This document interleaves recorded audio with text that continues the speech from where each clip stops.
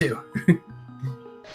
I know. It's been a while since I've seen, but is that an actual Phoenix Wright sprite on Zell's I side? think so, and I don't think anyone's going to object to that. I see what you did there.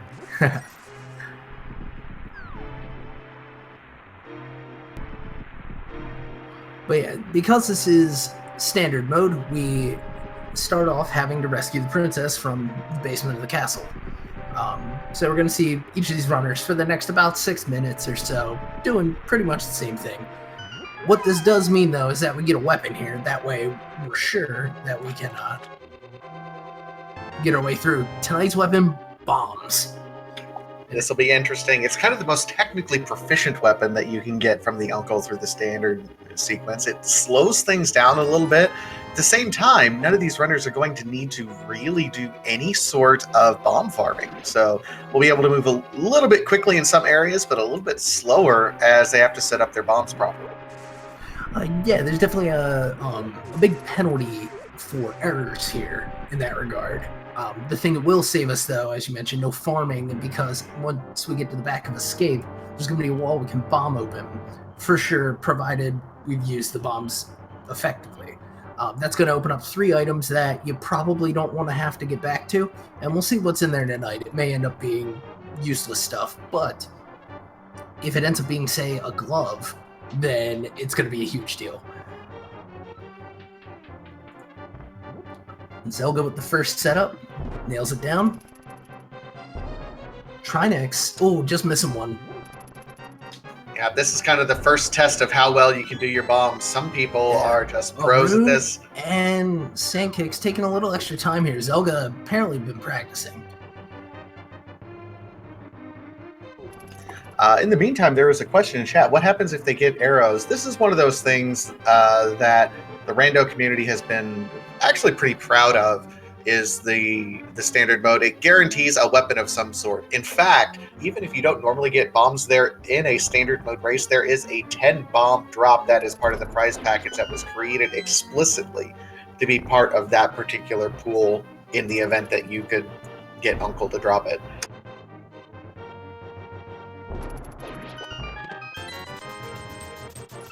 Interesting.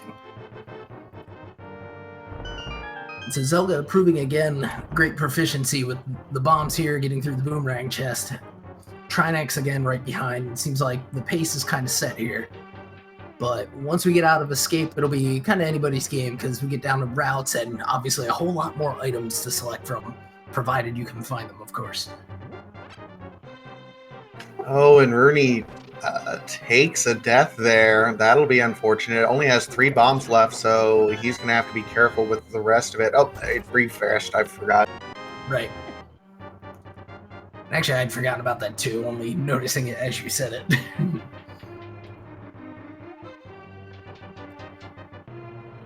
Yeah, now we got 2 of our 4 bringing Zelda back out of the basement.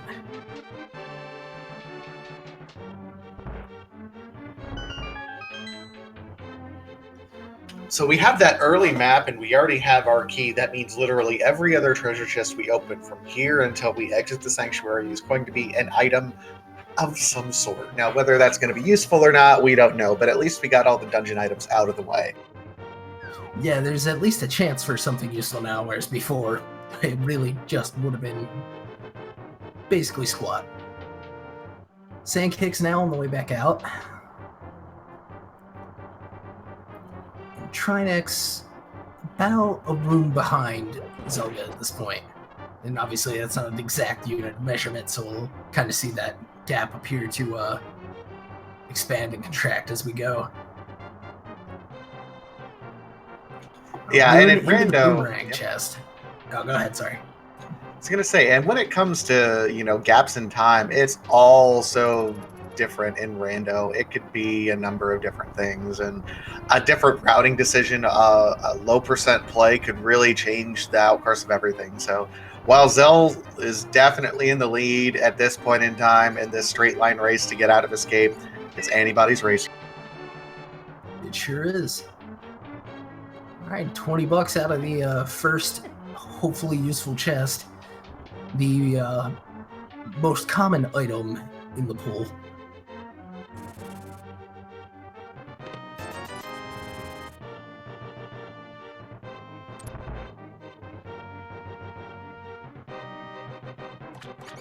And Rune, finally down to Zelda, gonna be on the way out.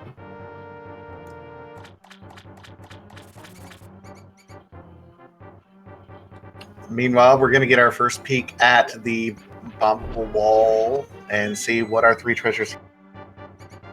3 bombs, 10 arrows, and a heart. So nothing too useful, but all the same, chests you were going to think about coming back to check under different circumstances anyway.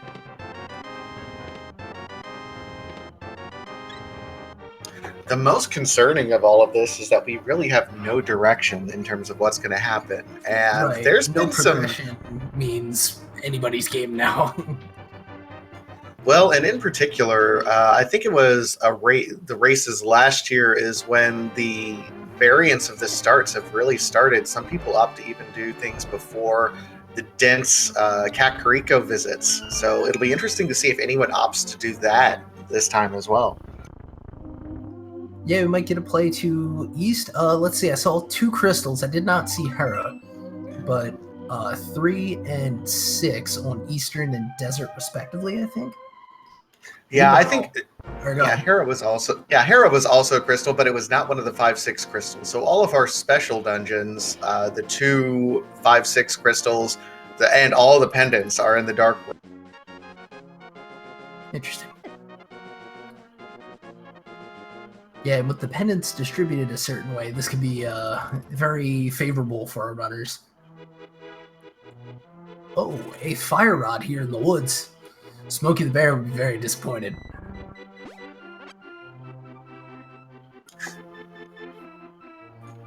And I mean, that's our first real weapon. Early fire rod means that, you know, that does open up some other things for us a little bit later, but not much for right now.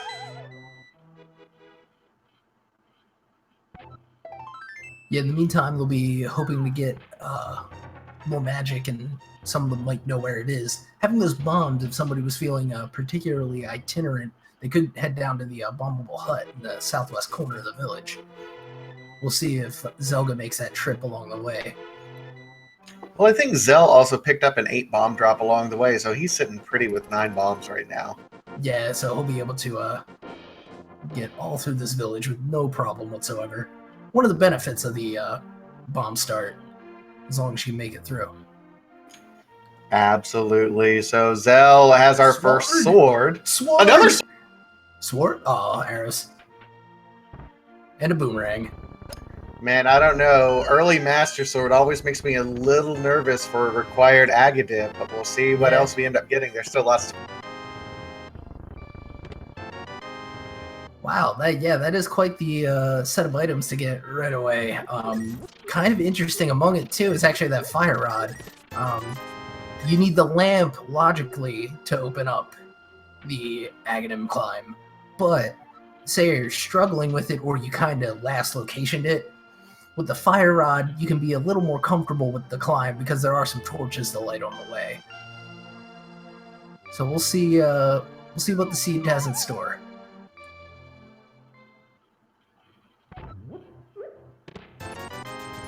Shield, ether coin, and a new suit for Phoenix on Zelga's screen.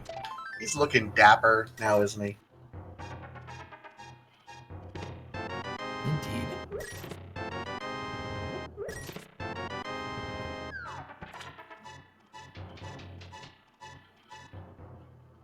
Oh, Rune was actually showing us what was on the Lumberjack ledge, and I didn't quite see it, but it didn't look worthless initially. Oh! Ranger Void pointing out shovel on Lumberjack ledge. Thank you again for that, chat. Man, that's going to eat away at these if anyone else checks that. Yeah. Meanwhile, Boots out of the chicken hut. And so we're seeing a little bit more of a lean into, towards Lumberjack. You need the boots to pop that open. So it could be that shovel leads to something good. It could be that shovel leads to a big 20, though. So who knows? Either way, heading to the library now is Zelga, and this early is going to grab the heart. And now we're sitting at 6 hearts and blue mail. I think for runners of Zelga's caliber, that's going to do it for the rest of the race for him. Might pick Honestly, up. yeah. I mean, he's got the chops, so. Oh! I was gonna say he's apt to get a save quit there, but we have a hammer. Are you saying that Zelga saw that and stopped because it's hammer time? I wasn't, but you did, and I'm glad. But yes, that's going to be another excellent addition here. Still need a glove and a moon pearl if we're going to avoid Aghanim for now. Still a bit to go with that, but at least that's a comforting piece of the puzzle there. The hammer unlocks the most individual item locations in the game. It's required for so many different dungeons later, so it's really a comfort to get that one early on. Yeah, absolutely.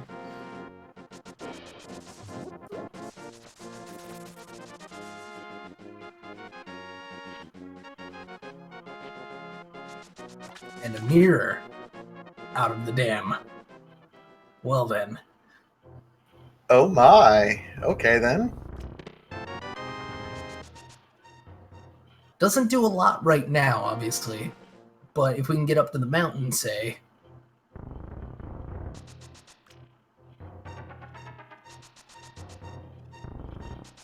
then we've got an immediate use case. Well, the mirror is always one of those interesting items that so much of the dark world has little pockets where you can mirror over to the light world in your routing to make things routing much more efficiently. That if you don't have an early mirror, it forces you to come back and check things like Graveyard Ledge in K45. So early mirror makes routing the dark world a lot easier to make things a lot more efficient. It's true. Now we are seeing a lot of cohesion with the routes here. Everybody going village, going south. We'll see if Rune follows. I imagine they'll at least take it through race game. Ooh, a book and a glove out of Mini Moldorm Cave now. All right, we're starting to look a little bit better against any possible Aga dives, at least for now. We're still missing the Moon Pearl, yeah, which would be nice, but at this point, we're feeling pretty comfortable with everything. This has been a pretty hefty, actually, early haul from these guys. Yeah, it's pretty significant, and chat already pointing out that Desert Palace now fully clearable. We also get some deviation in our routes now as Sandkicks is going to head east while Zelg went all the way to Ice Rock Cave for just the big 20. Going to set up the water walk now by hitting the wall on the way out there. And this is going to enable them to do some sequence breaking into the water. This is the best way to set it up because this will allow you to bypass that requirement of needing the Moon Pearl in order to get these waterfall fairy treasure chests that's over here. Normally, in order to fake Flipper, you need to be able to have the Moon Pearl, but if you're using the water walk glitch, you can get right in, and he's rewarded with a bomb boat. Oh, wow. Depending on where the flippers are, that could be something big. Oh, Star Wars pointed out in chat, Sandkicks actually skipped Mini Moldorm simply because he did not have the bombs for it, unfortunately, at the time. Oh, thank you for keeping us honest on that. Trinex is reading a lot into that book and going right to Desert. Yeah, I can't blame him. It's in sequence, and not that there's anything particularly wrong with Zelga's play, but you know for sure, at least, that you're kind of following the rules here, and so it's one less thing to keep track of compared to if Zelga gets any big progression here. Not that the sequence break was against the rules or anything. There are certain minor sequence breaks that are allowed, and right. All right, early key out of Desert. And looks like Zelda's gonna go make good on that now too, as Sandkicks has pulled an early big key out of Eastern Palace. It's gonna kind of speed things up. A little bit, yeah. Sandkicks is going to have his own decision to make in terms of a sequence break at this point in time. Dark rooms are probably the most universally Third sword accepted. for Trinex. Pardon the interruption. What? So many swords. This is, you know, all we did was take all the swords that were in this afternoon's swordless seed and put them into this seed. And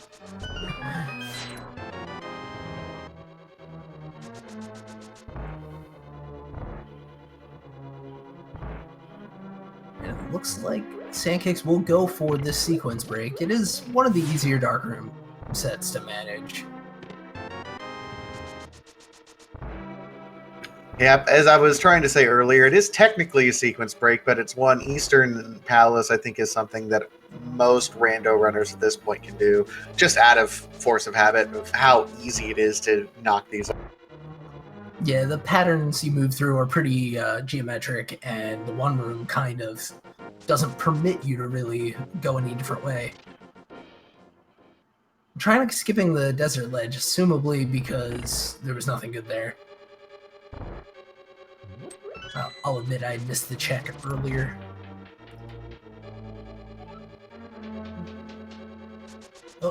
Oh. Sandkick's gonna pull the compass out of the big key chest after a real close to missing it altogether with the health damage there. Yeah, I think that means there's still one item still at least over there on our most nights. I believe so. Rune's everyone's joining in into the Desert Palace party right now, except Sandkicks. He's going to be checking out Bonk Rocks over here, and he might even be heading up the mountain. Yeah, we'll see how comfortable they are with the doing it in the dark.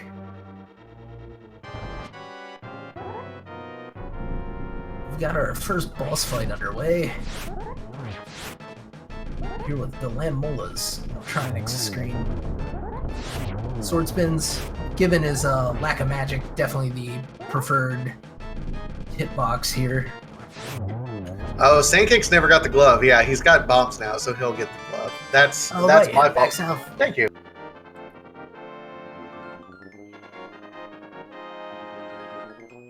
And a flute off of the Lammolas, and so we do open up a few more things here. In particular, in-sequence mountain access, which along with the mirror is going to prove that we can find our way up to Tower of Hera.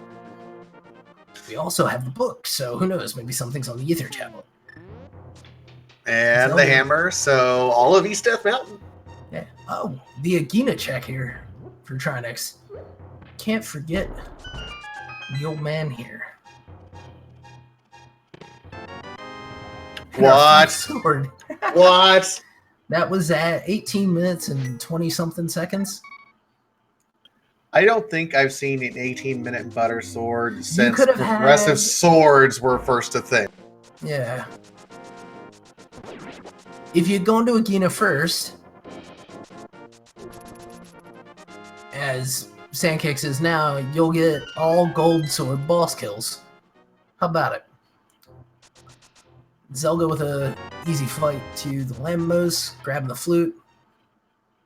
Gonna head to the village as Trinex is.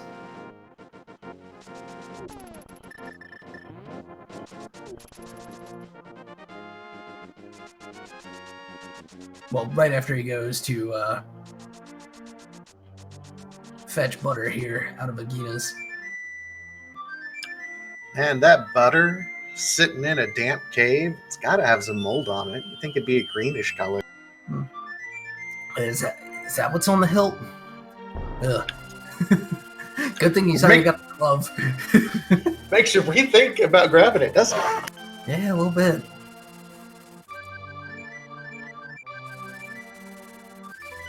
Trinex very excited about that flute.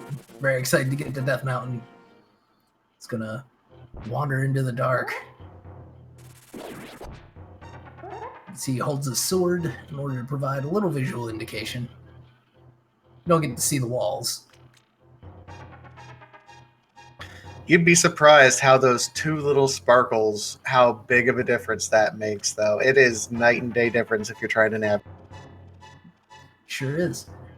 You can do it a little more with a little more difficulty with some of the other items, but with those sword sparkles right on your position, obviously the most helpful saves the lamp. Is Elga gonna find the shovel up there on Lumberjack? Of course, I glanced away as he turned into the old man. I think Chat the shovel, in. yeah. King Samaria. Oh boy. But the shovel, you were saying. I'm still rubbing my head over Samaria. This seed is far too forgiving, far too early, but that'll come with its own headaches, though, because once we get access to the Dark World, how much of the world is opened up to us? Yeah, but it could be a trick. I was saying the shovel, though, is really one of those items that is about the least informative thing. You know, one way or the other, what you're doing when you check that lumberjack ledge is hoping for information, and the shovel gives you literally nothing. It says Right. It might be important, it might not be. Who knows? Right, you'd rather see a rupee so that at least you can exit out.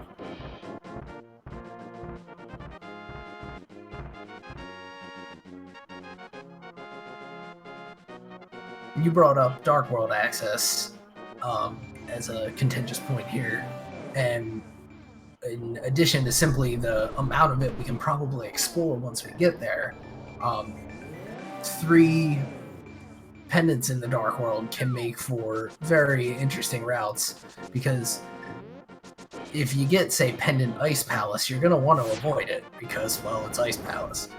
But you may have to go in, and it may be a test of whoever's brave enough to just go do it first to find something who knows where in there.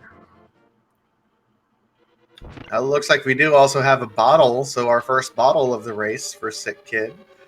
And Trinex is dipping into Tower of Hera. See a rupee in the basement. And yeah, that's going to be another trip to make back to Kakariko, but at least they've got the flute to speed it up. Big key, so avoiding the basement for now. Oh, it looks like the hint is also a piece of heart is above the pose, and given this is relatively healthy seed, yeah, we're not going to... Indeed. Sandkicks now taking down his Lambos with that butter sword, doing it even a little faster than the rest of them.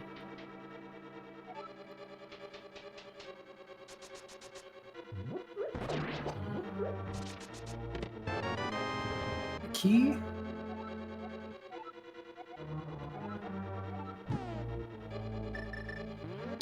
Big chest and Swamp Palace hint, so we know not to go back for that if we can avoid it. Oh, there goes the map check. 5-6 on Swamp Ice. Pendants at Pod, Mire, and I missed the third one. Thieves, actually. All right. And yeah, Pod was the green pendant.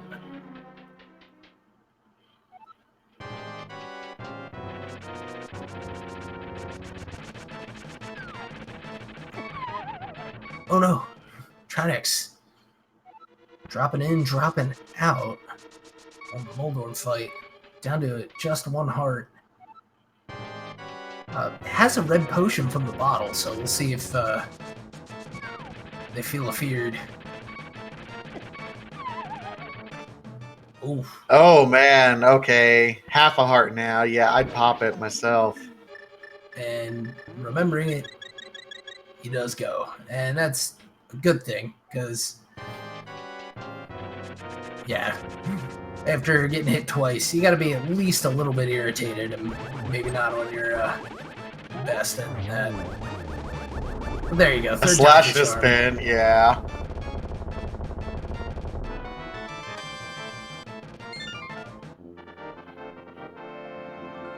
Yeah, just short of 25 minutes in, we've got a runner with 2 crystals. Yep, this seed is being exceedingly generous at this point in time. But, you know, I'm sure our runners don't mind it. The second item had come out of the Hera big chest we saw when Zelga opened it.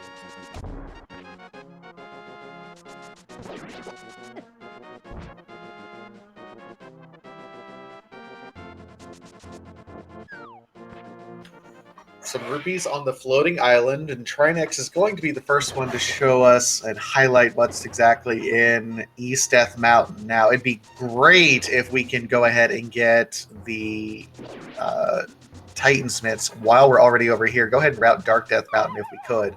If not, though, that'll make for at least one more trip over here. Yeah, and we'll be able to do the titular trick for Super Bunny Cave, but I'm gonna have a little more trouble with Hookshot. It has been so long since the Super Bunny trick was even a thing. I think I've even forgotten how to do it. Well, the nice thing with Super Bunny Cave is that you don't even have to do anything. You just walk in the cave, and I think it's because of... Oh, there's that Moon Pearl. By dropping in the hole, I'm pretty sure it's the thing that, activates it. Something about the way the game writes the memory, you know, it wasn't expecting you to be over there in the vanilla game, so it just decides, well, you're in the cave, and you're in the dark world, you can probably do stuff. I believe that's how it works anyway. Hey, a second bottle now. So that pearl, pretty nice. We do have Dark World access altogether now. Shovel remains to be seen as far as its value. Yep, and Trinex is on his way out. Looks like he's going to be doing the Village of Outcast portal. Probably going to start over here and then route south after he takes a dip.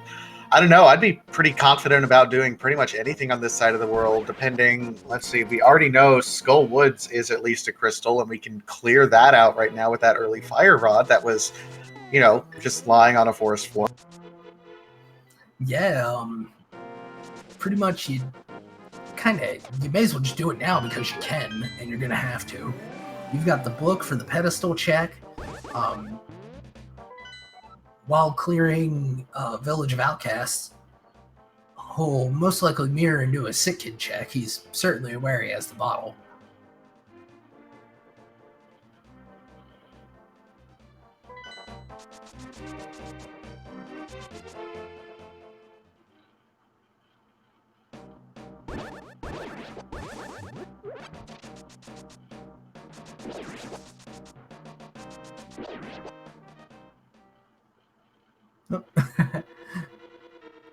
And Sandkicks in Force of Habit was about to check the back of the scape.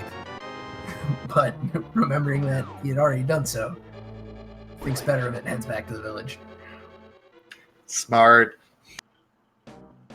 Either that or... Well, no, they had... Pretty sure he had bombs. Huh. I guess we'll see.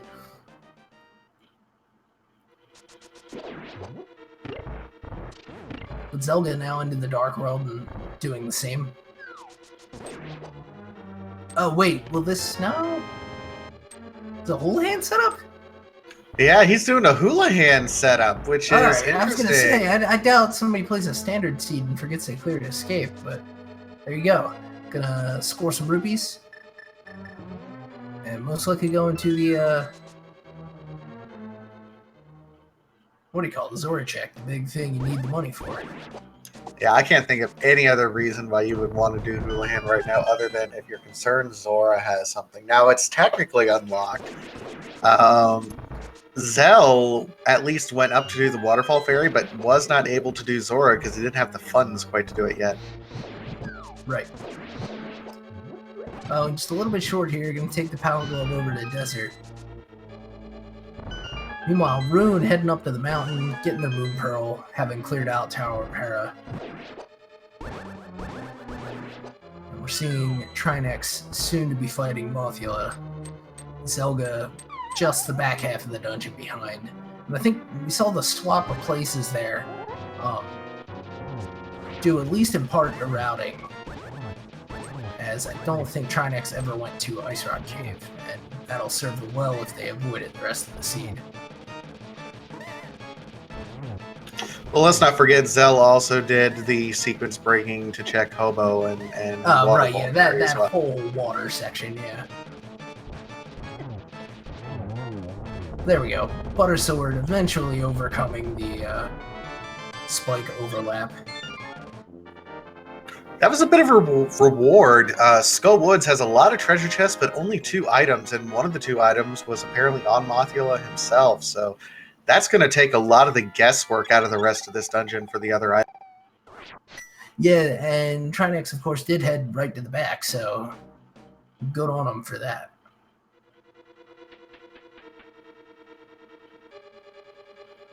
And Zora says, oh, the worst ripoff ever. Yeah, that's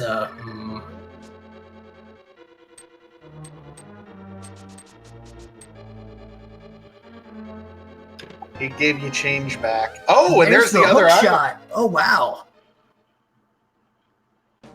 What a pool. And hey, while you're here, check. Let's see.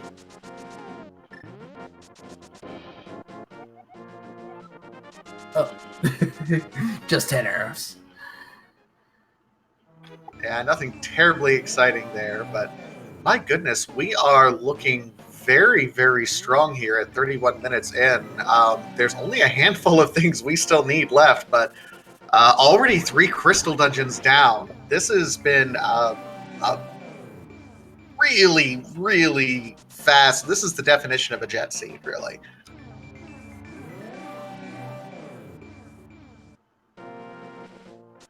Indeed. And still some time to have things kind of evade, but we'll see. Maybe we'll be in for an easier ride.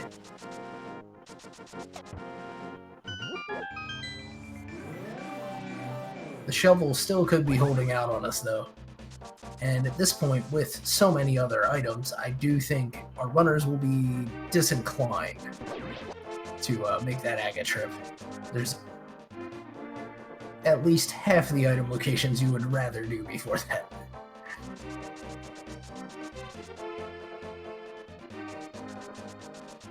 Trinex head north first, rather than clearing out the village of outcasts. Huh? Well, I don't think he got the. Well, he did end up getting the seed that nothing's in the pose. But yeah, let's go ahead and check King's Tomb while it's right here. Yeah, let's see what the pull is. Meanwhile, Rune into Skullwoods now as Zelda is clearing a mail upgrade. Okay, for Trinex. And Zelda's clearing out the village of outcasts. What's that Uncle says at the start of some seeds? Red mail is for cowards. Well, what's in a box, you can't put it back, so we'll cut him some slack on that one, I guess.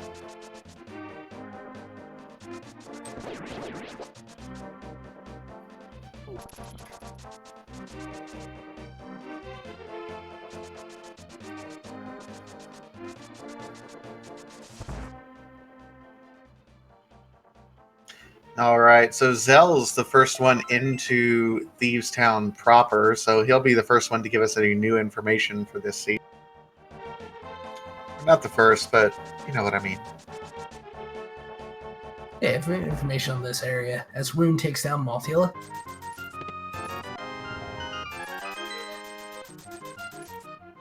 Big money out of the treasure chest game as Trinex gets to the rest of the village. Well, at least part of it for now. Zelda gonna go into the back even of this Pendant Thieves Town. We'll see if it pays off, and we'll see how far Trinex is willing to go as well.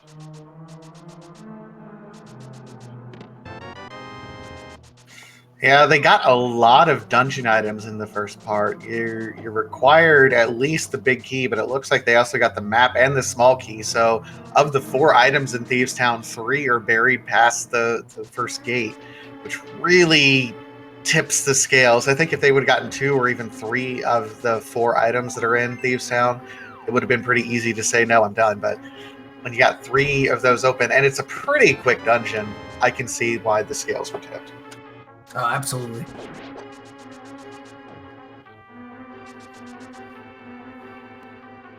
Yeah, and another timed out hint: the Moon Pearl was in Paradox Cave, and so the unique item in there in a Dark World dungeon. Yeah, you can understand why that one's especially useless. Sandkicks now up to fight Moldorm, a bit after everyone else, having found their way around to a couple other checks first.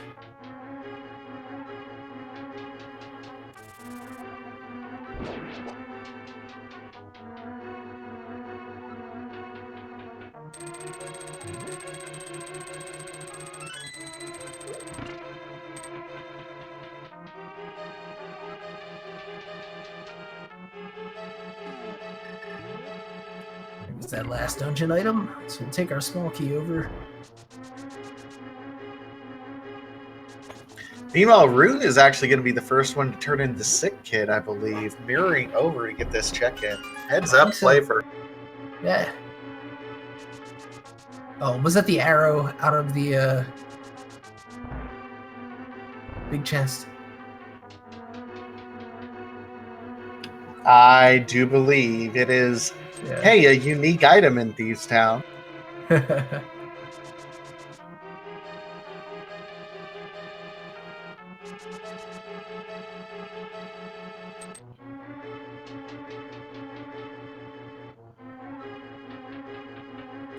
Chat asking for the synopsis for the latecomers. Swords and a shovel on lumberjack. I think the shovel on Lumberjack is the most concerning of everything, but we've been given so much stuff up to this point in time. I mean, we've not had barely any dead checks. There's always been fruition somewhere. It's really surprising that we're 4 dungeons in. I mean, 3 crystal dungeons already done, and we're still under 40 minutes. This has been a very, very fast seed. I mean, things have just been available. The right items early.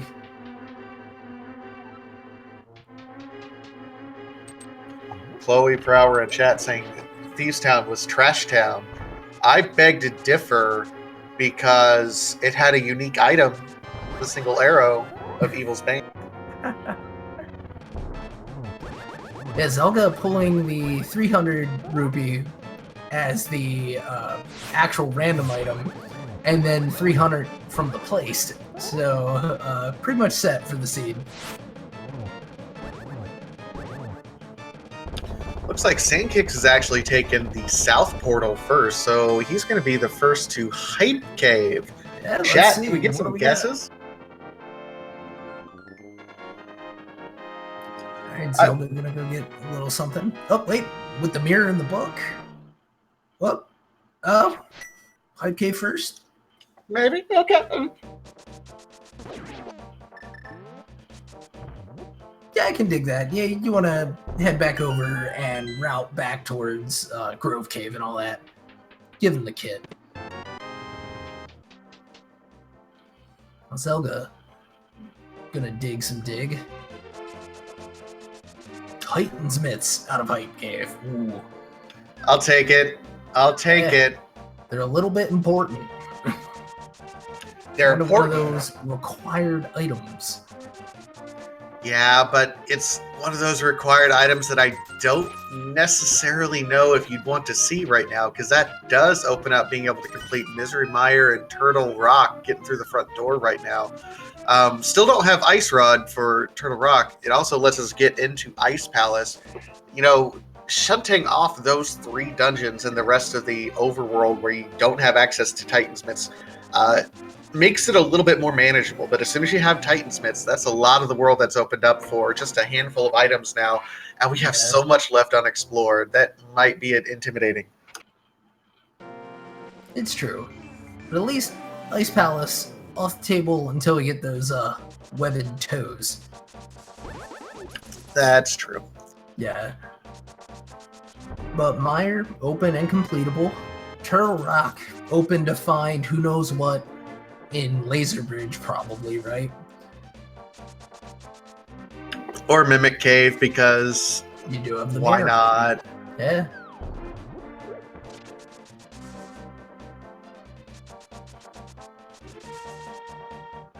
Ironically, the dungeon that has quite a few items also, Palace of Darkness, is our green pendant right now. And that, I mean, other than not having the bow, that would otherwise be an attractive dungeon to check if not for the pendant right now. Yeah, high item count, and with the caliber of runner here, you know, the dark, not really an issue. Someone in chat pointing out that you can do the breaking the camera free to clip the mimics out. And so you don't need the bow so much. And so we'll see. At least to get to the items. Hopefully you're not finding yourself fighting Helmasaur in this scene. I'll say this for Sandkicks, he is leaning heavy. And there's the bow from Jeremiah. That's handy, and that's one of those sometimes people don't check on for a little bit if they can avoid it. It's true. Meanwhile, we got simultaneous hype caves going on for Zelga and Trinex, so they're kind of catching up now in terms of those items to Sandkicks, who has some work to do catching up in terms of crystals. Rune gonna put the red potion to use to survive the hectic blind fight they've encountered. Worth noting, Sandkicks did not check the hammer pegs, and he was right there. There's no reason for him not to. I wonder if that was a strategic check on his part. I don't know. Interesting. I mean, for the time it takes, I have to think it was forgotten, which I guess we'll see if anybody else even bothers with those checks for, well, they're going to have to do Smiths, but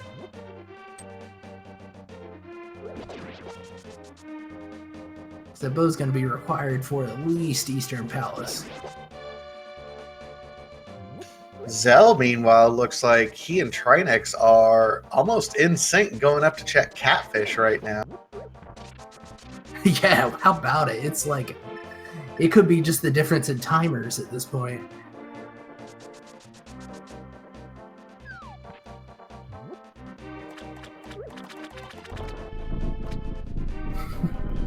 So they both float in the air in almost the same location. And they're mirroring over together. But now, money in hand, we're going to see a little bit of divergence. Zelga heading up the Zora, going to be very disappointed. Trinex heading down to the Mire area for some quick checks.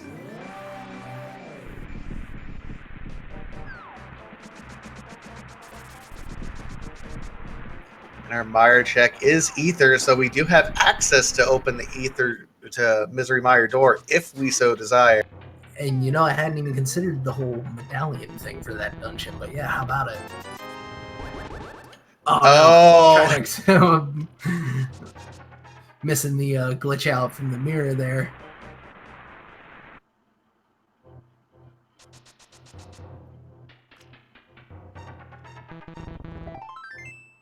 Comes back for a piece of heart, and at least it was the fourth in the set, so.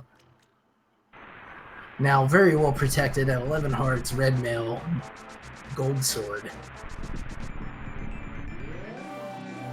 And Fisher Price, my first shield.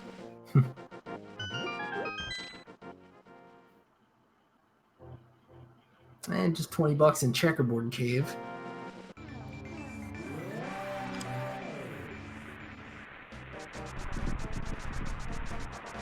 Sandkicks already not loving the odds against Mothula here, but hey, maybe the potion was just for show. Takes down the boss quite easily.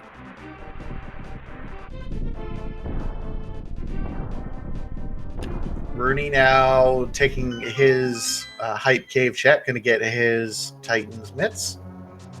Meanwhile, Trinex, yeah, doing the Misery Mire dip. This is interesting. Only 2 items in Misery Mire, and it's the appendant, so we don't have to clear it. As soon as we get both the items, we're done. Yeah, and hopefully that doesn't involve heading all the way down to Vitreous. But chat pointing out, you know, there are some alternatives here to this play that, you know, are, some might argue have a higher item density for less, but I guess Trinex feels like, well, I'm in the neighborhood. Maybe is even a bit superstitious. It looks like Zelga's gonna go make one of those plays up to the east side of Death Mountain. Gonna head into the Dark World and be able to get 6 items. And what kind of divergence do we have? We have Rooney is fake flippering over to Ice Palace. Sandkicks is going over to Eastern Palace. Yeah, What we're the gonna heck? have a heck of a time keeping track, aren't we?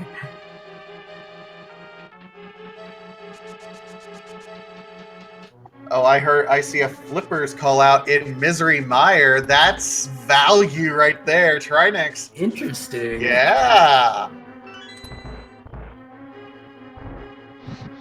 And it looks like Zelda gonna use this upper portal to get the immediate information about Turtle Rock.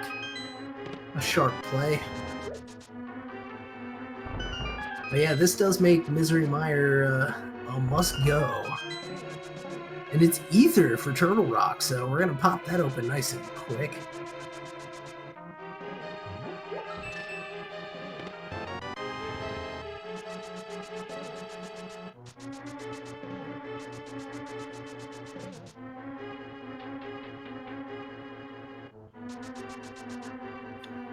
So at this point in time, about the only thing we're logically missing is going to be the ice rod and technically the lamp.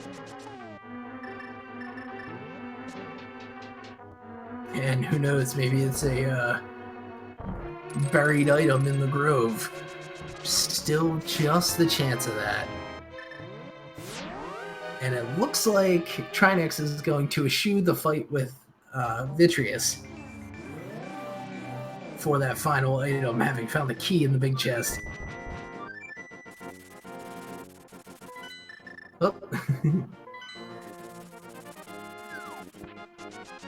Heading south, we got all the gear we need for high percentage Swamp Palace play now. Yeah, this could be pretty significant. I think Trinex knows that he made a gamble with that particular play, and he's cashing in on it. When you make a gamble and it pays off, lean into it. Yeah, you may as well. So we found Lamp and Hookshot Cave while we were discussing that entry. It just bombs off of Armos for Sandkicks.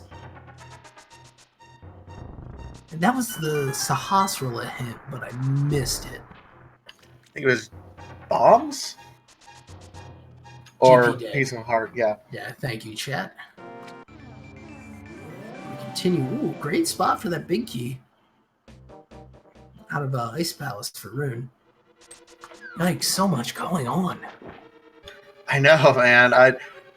I really appreciate chat's help at this point, and I also want to give a shout out to our trackers, Rowlin and Dog, for helping us out, because right now we are totally confused, so thank you all. We couldn't do it without you guys. Yeah, so much to keep track of.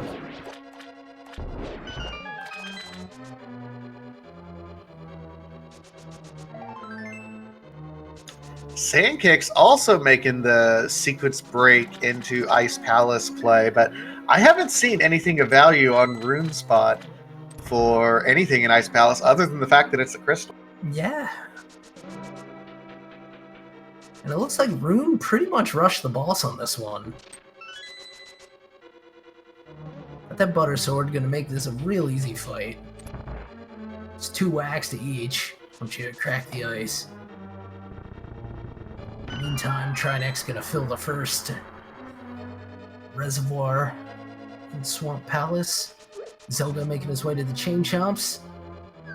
Red Mail's gonna have a little bit easier of a time of it, but these things whack a punch, or pack a punch, no matter what you're wearing.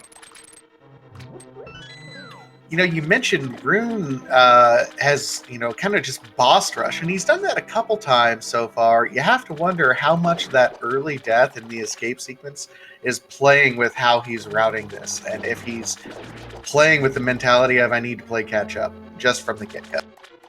Yeah, it might be.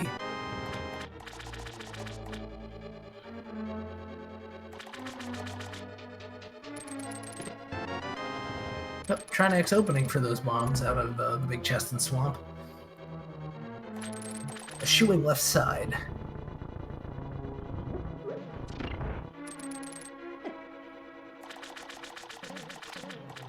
And powder out of the big key chest in Turtle Rock for Zelga.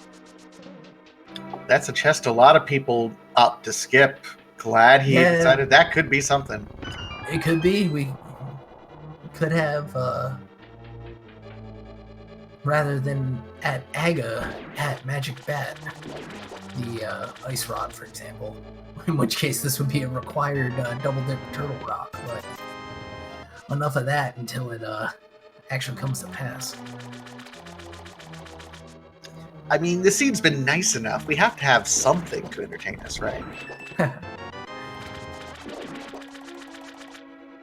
I'll tell you what, seeing the bosses melt to that powered up sword has been pretty good. Into the Mimic Cave now for Zelga, as Argus fight will be underway shortly on Trinex's screen. Apart from that, Sandkicks and Rune go in places we've already seen. Wait, was that 10 or silver? Believe it was 10. Okay. Chat pointing out, Trinex, there are 2 items that are going to be on the left side of Swamp. It'll be interesting to see if Trinex abandons those or if he's hoping for something. Yeah, it's definitely one of the more, what would be a word for a thing that people hold superstitions about. But, not a lot of people really like heading all the way over there.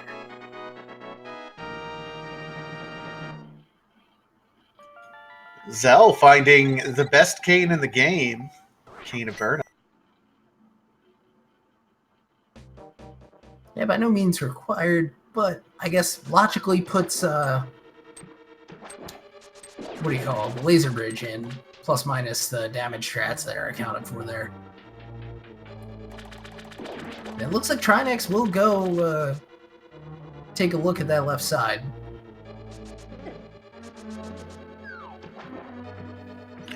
Sandkicks is actually giving us a more complete look at Ice Palace, so if he missed anything, or if Rune missed anything, we'll be able to tell here directly. Yeah, that'll be an interesting determination point here between those 2 runners. As Rune picks up their lamp, it's prize money. I've been missing the laser bridge chests. But we got the key, and the last one's the map.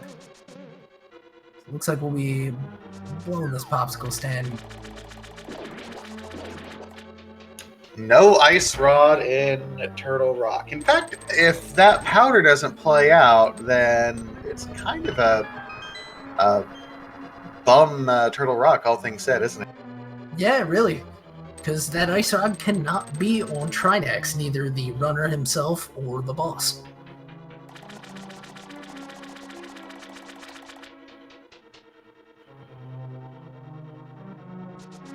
$50 out of that chest for Ice Palace. I have not been able to keep track of the items in IP.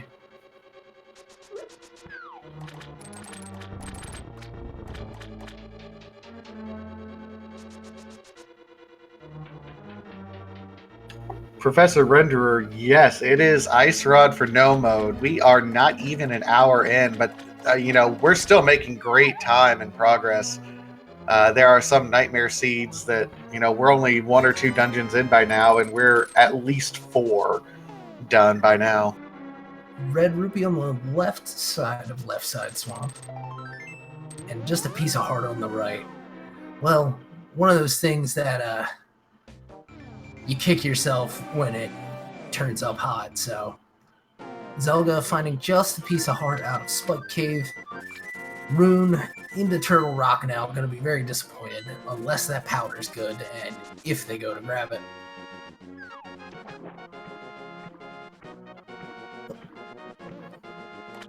Trinex continuing. Oh, looks like he's coming over here to check Hylia Island. Just for double checks. Yeah, following everything in sequence now that he has the flippers. I would not doubt if he went into Ice Palace as well. Still following that flippers that he knows he made a gamble on going into Pendant Misery Mire and was rewarded heavily for those. And looking like Ice Palace then with the full clear from Sandkicks is a bust as well.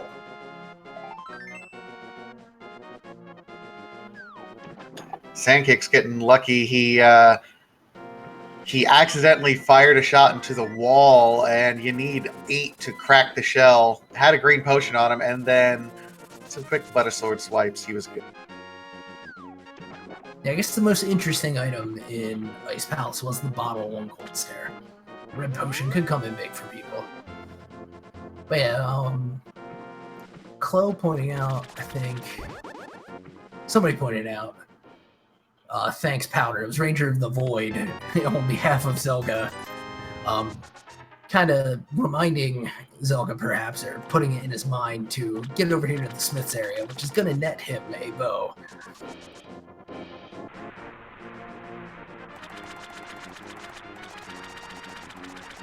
It looks like everybody just wants to get ripped off today.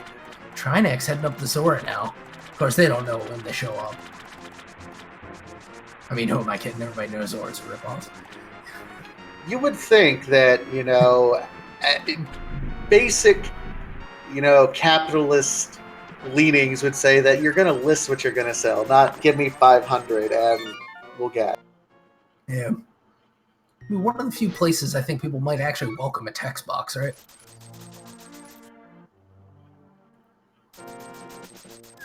But from the Magic Bat now, some bombs. Some days you just can't get rid of a bomb. For the Magic Bat, today is not one of those days. With the flute out, we can assume Zelda's going to take the quick route, the drop-off, what we sometimes call the lunchbox, to a man we sometimes call Gary.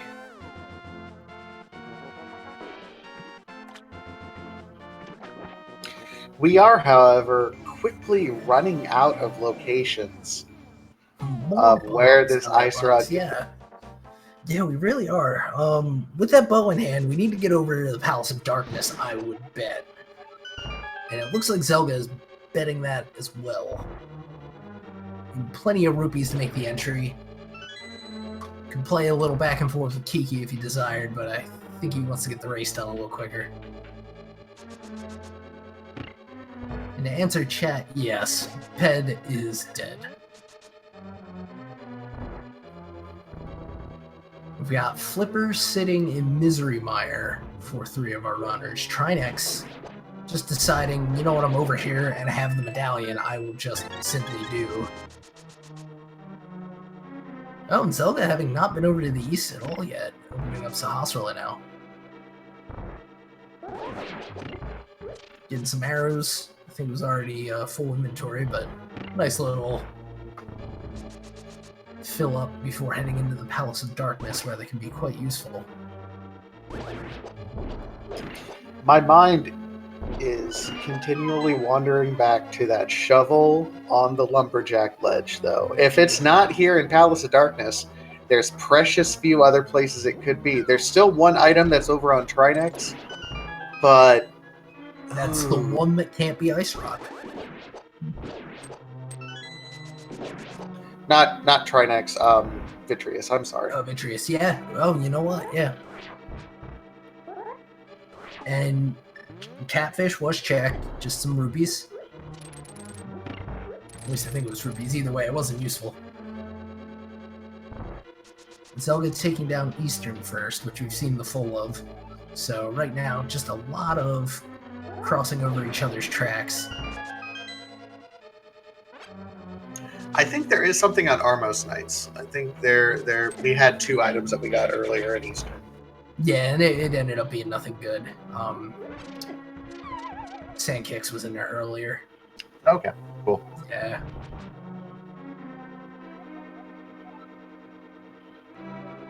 So Chloe in chat is pointing out it could be a long night if that shuffle is. And to be honest, we would expect that. It would be kind of the last check for most of these runners.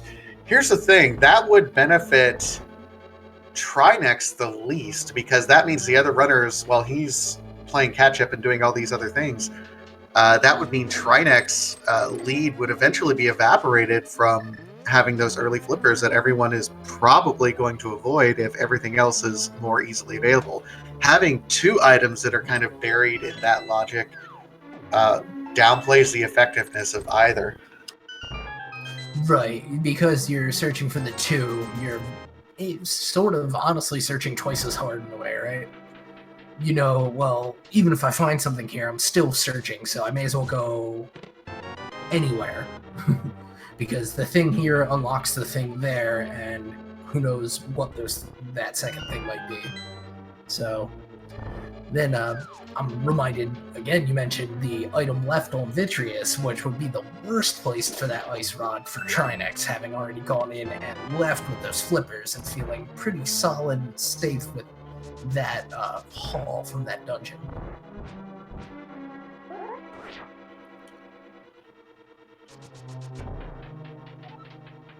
Yeah, pretty much all of our fetch quests are nailed down except for the shovel and the mushroom.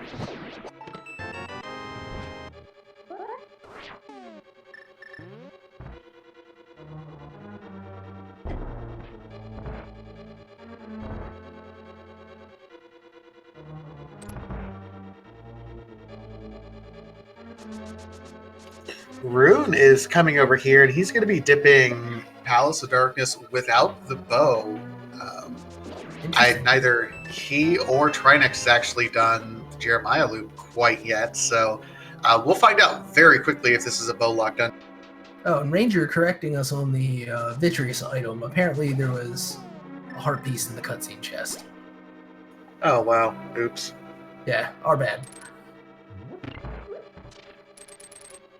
This is why we rely on chat, guys. It's cool. And thank you for that correction. Alright, gonna have the almost fight soon.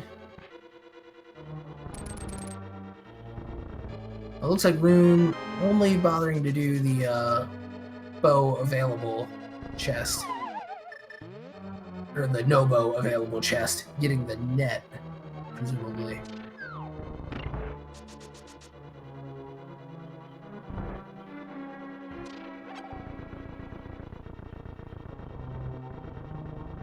But I have a feeling what we're going to see is the rest of this dungeon in Palace of Darkness get cleared out by Zelga now that they've got their crystal off of the Armos Knights.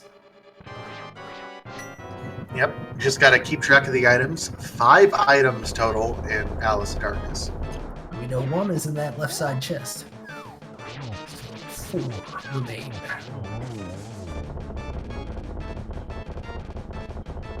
Loving these gold-toned cold stairs.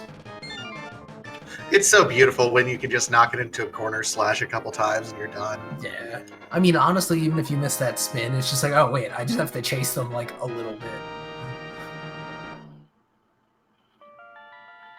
Like, it feels that the rhythm of the ice spikes even coming down from the ceiling can't really even get into full rhythm yet. So you can just melt it.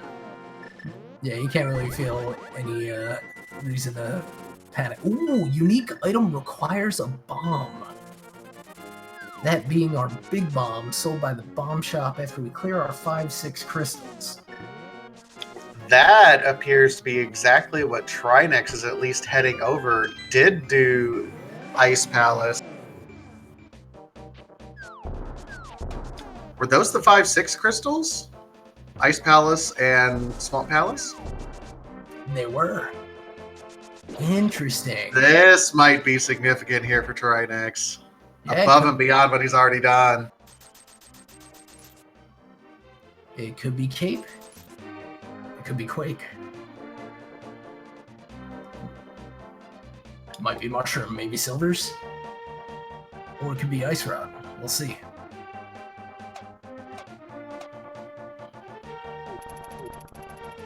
Either way, it's fun, and the fact that Trinex is doing this, I love Trinex's strategy in that he knew he had a find in the flippers, so he's doing everything that's kind of following in that chain between the Swamp Palace and Ice Palace, and now he's going right over here to this.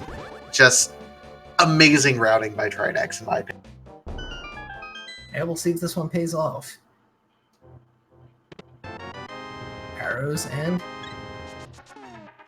a heart.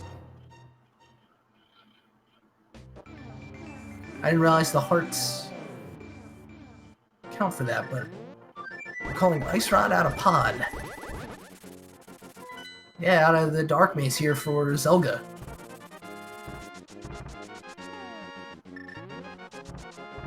Oh! That was my misunderstanding of the hints then. My bad, I led us all astray. I was wondering, was that Sankard? He was in full health, so I couldn't quite tell, but I thought we already had Sankard. Yeah, and I think we did it too. But yeah, so the play to pod turns out to be the other big play that needs to be made for a pendant dungeon. So yeah, Zell gets... Meyer, but he's gonna do his diligence and finish out this dungeon.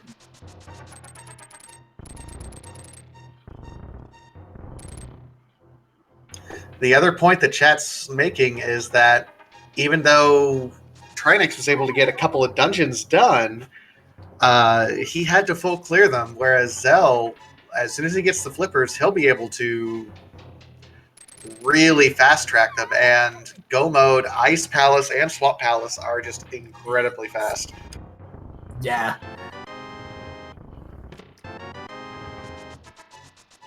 And I think there's technically an item on Trinex.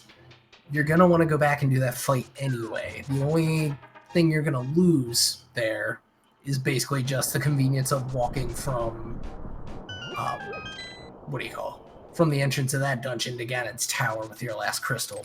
But we'll see what Zelda weighs out here to decide which place to check first.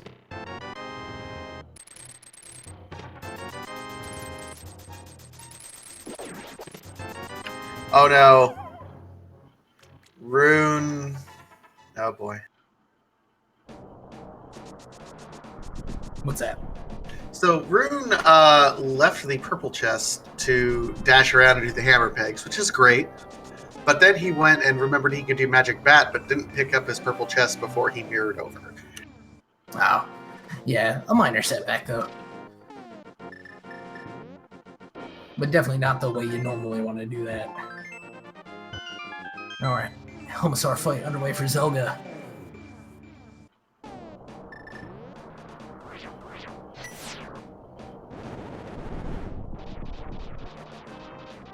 Look, that red male doesn't mind getting right up in the face.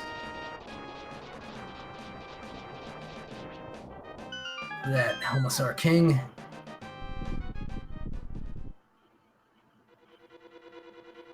For a piece of heart.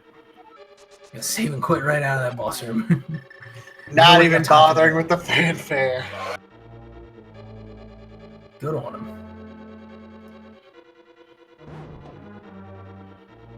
So Trinex is actually heading into Turtle Rock, looking for that Ice Rod, hopefully. He is still looking for both the bow and the Ice Rod. Not going to find either here, though. Yeah. That's interesting. If he can potion clip, then he'll be able to get back to that Ice Rod. Otherwise, he's going to need to take the smiths back first for the bow so he can get over there. Logically, that's what is required. Having the flippers as a go mode item for Zelga. You know, you respect the logic, and you know, well, they're not Ice Palace or Swamp Palace. Not that you can check Swamp Palace. And so, as you said, he's gonna get the go mode those, and it also narrows down a huge amount of checks out of Swamp Palace then, because he's looking for an item that he needs to make all those checks. So I think we're looking at a firm lead for Zelga at this point. I agree. I mean, he may be wasting a little bit of time coming up here, and you know, it's only wasting if you're trying to do optimal routing. He's coming up, doing a boss he has to do anyway for an item check that he has to do. But if you think about the, you know, almost 20 minutes of time he saved knowing that Ice Palace and Swamp Palace are just not worth checking because he has to, the only thing he has to find is the flippers.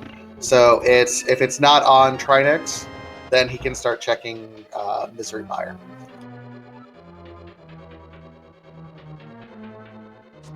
Yeah, exactly. He's got to make the play out to here at some point, and you plan for success, right? The coolest thing would be if the ice rod or the flippers were right here on Trinex, and so you kind of hope for that. But either way, he'll run out of checks eventually. Hopefully, he does Mire before he does Aghanim.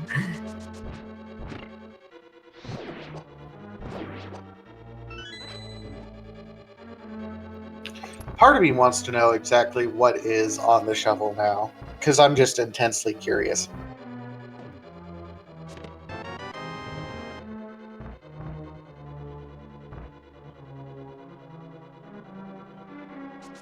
Yeah. And Sandcake's lost the purple chest. I mean, it's just some bombs, so not horrible. I mean, Sandkicks is in the right area right now, though. We'll see if he makes the dip in. Yeah, it'll be a momentous play if he enters Misery Mire and clears it out for the flippers.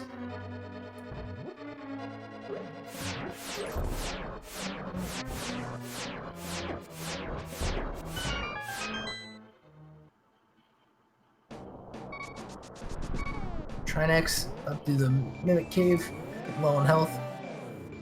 And Zelga going for the 0 on Trinex.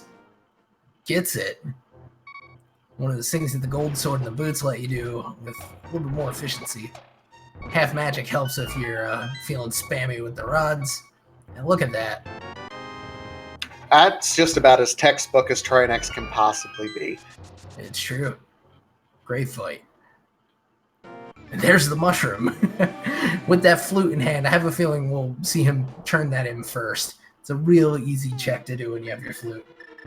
Yeah, that's going to be the first thing. He's still hoping he can avoid a Misery Mire dip. It's not going to happen.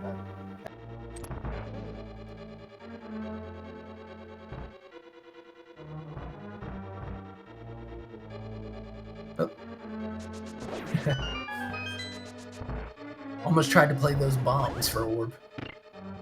I'm feeling that would have ended in disaster. Sandkicks deciding that he could not actually...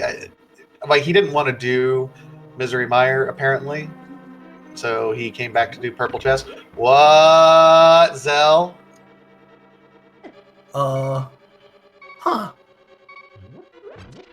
I missed what happened. I need an adult. He was powdering and bombing the witch, doing something for some. I'm sure it's just a graphical glitch at that point in time because he was upset about mushroom.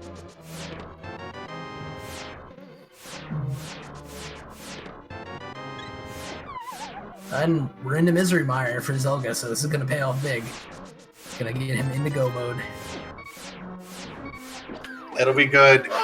Do we get a bird toss, though? I haven't seen anyone else do a bird toss. You have the opportunity here. And Zelga, the people's champion, tossing the bird.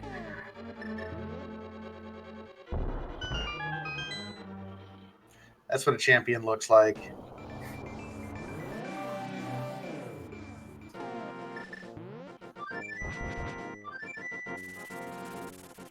really nice room 1 too. At the risk of a pun, crispy even. Heyo. Yeah, Rune now taking the time in Palace of Darkness. It's gonna net them their Ice Rod. It's a big move. And if they can get the thought in their mind to go to Misery Mire after that, they'll have their flippers and have improved their situation in the seed quite a bit after an admittedly rocky start.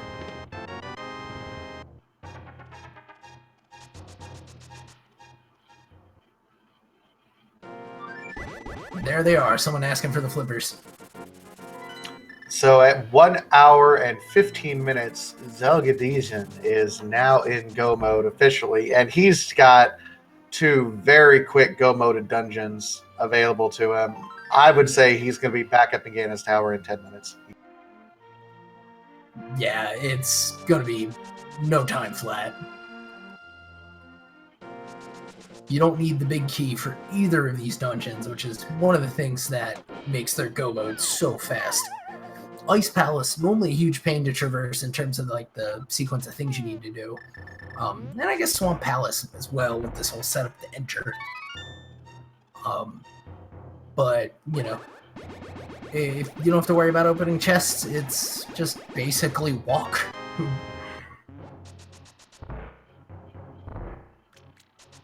Well, let's review. So we had Palace of Darkness, which had Ice Rod in it. And then we had Misery Mire, which had the flippers in it. The only pendant dungeon that was not required in any capacity was the easy one, Thieves Town. And I think everyone but Sandkicks actually cleared it. Yeah, and like we mentioned before, it's like such a quick dungeon. And it's definitely a bit of a meme that, you know, something like your boots are always in Thieves Town when it's a pendant.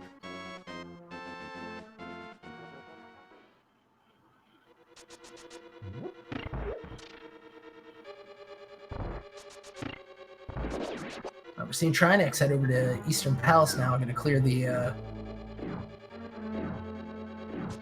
Well... Or did they drop off the Smiths? No, I don't think he has done the Smith chain yet. Yeah, and that's where the bow is, and so he's going to have a little bit of trouble here. But, you know, banking on the thing that probably throws a rando player off the most, a vanilla item placement.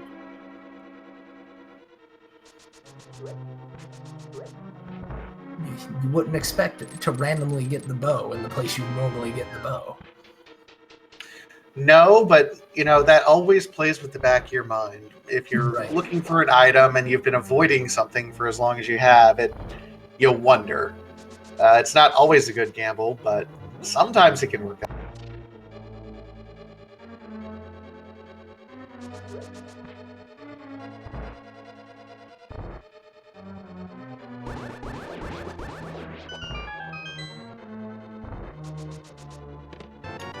Worth pointing out in chat, this has been everything was front loaded into this. We were kind of hunting around for just a final few go mode items for really the past 40 minutes. It felt like everything was just gifted to us on a silver platter. We had Golden Sword sub 20 minutes.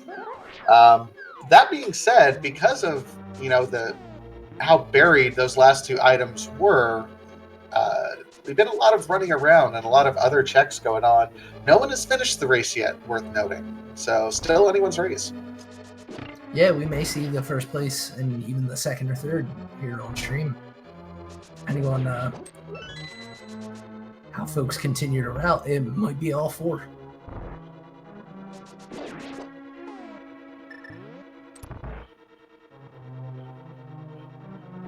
Some dash poking from Zelga here. Getting into that second phase of Argus. And 2 flames and a spin, and that'll do it. Manipulating the drop position and winning a big old red rupee. I'm going to make a bold prediction here, Abby. Yeah. Zelgadesian does not care 2 iotas about that red ruby. We'll have to double check in the interview. I'm gonna have to ask him that. I'll write that down for an interview question.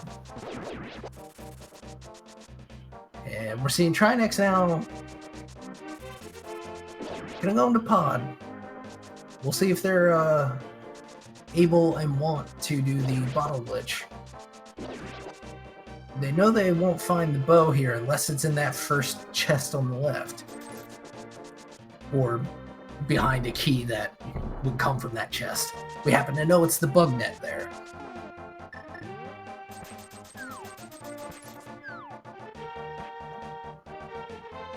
A quick shot from Zelg to open the berth of Ice Palace.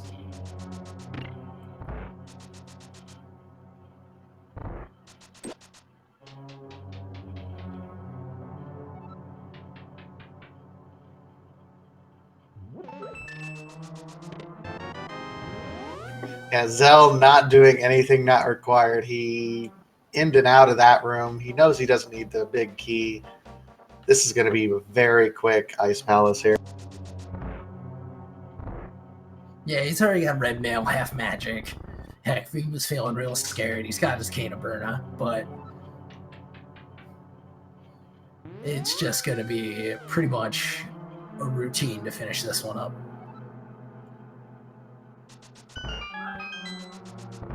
It looks like Runespism heading up towards Catfish now. Needs to get into Misery Mire for those flippers, but of course, part of the fun is they don't quite know that yet. Yeah, we're going to see the glitch over to the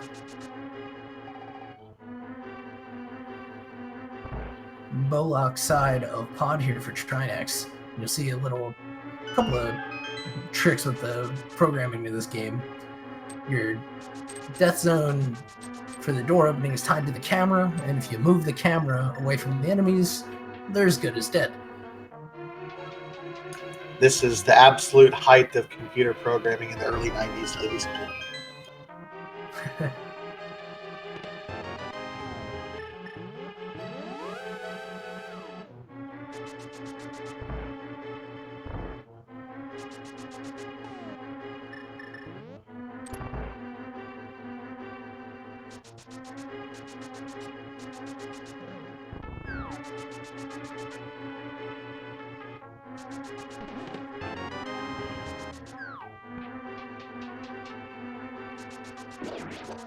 All right, so Zell's getting ready for his final normal boss fight, at any rate.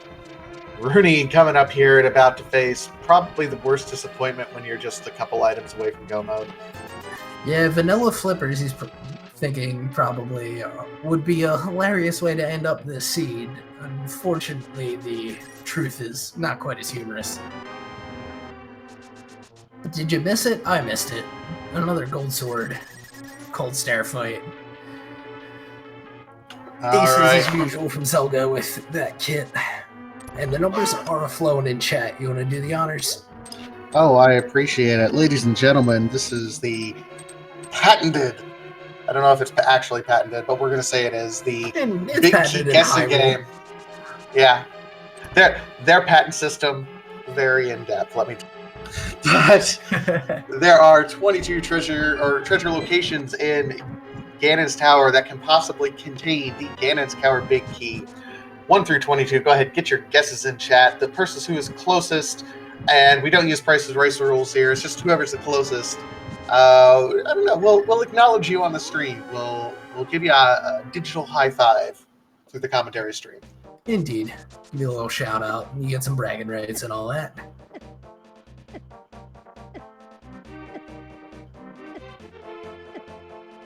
And Trinex not enjoying themselves right now.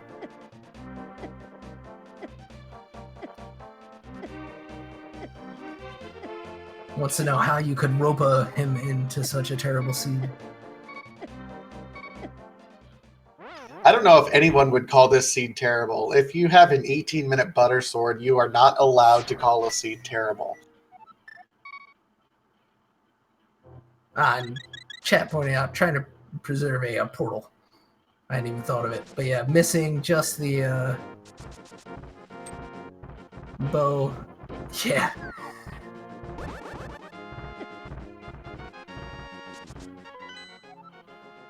Yeah, double checking the map just to make sure it's there. Hey, good move. Yeah, I didn't even think of that. That's a huge heads-up play. Kind of amazing they ended up with the ice rod first over it.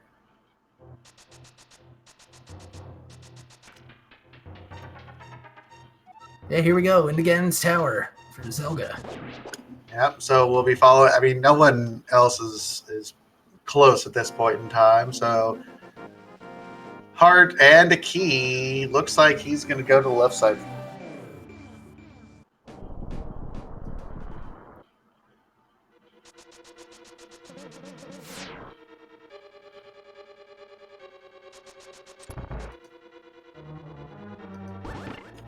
So far, Sandkicks is actually in Thieves Town, hoping to. It looks like he is still looking for the flippers. Unfortunately, avoiding like the plague Misery Mire. I think from an item density perspective, I think it's the right play. We just happen to know it's the wrong play.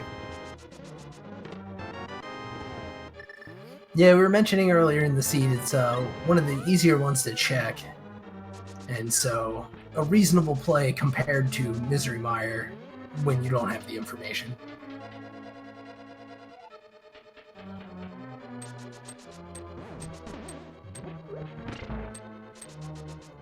Zelga went down to Hope Room, mirrored, and then went back in. Did I miss him go to the torch? No, he is doing kind of what looks like a modified Dark Magician strat. Like he did the first two, then he went and did 7, and then he's going back to the right side.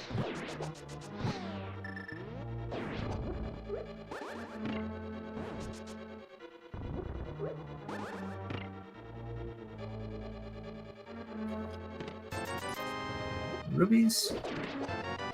And there's the big key.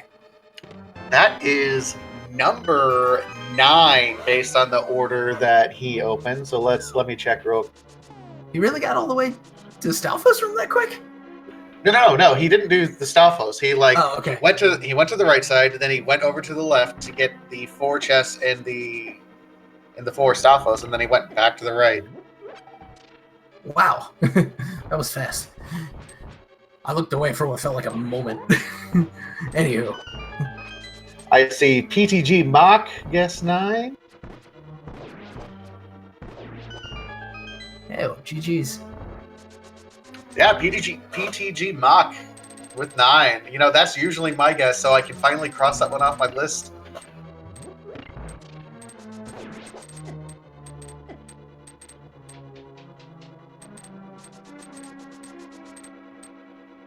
Yeah, we got Turtle Rocks down for Rune. Trinex, too, I think.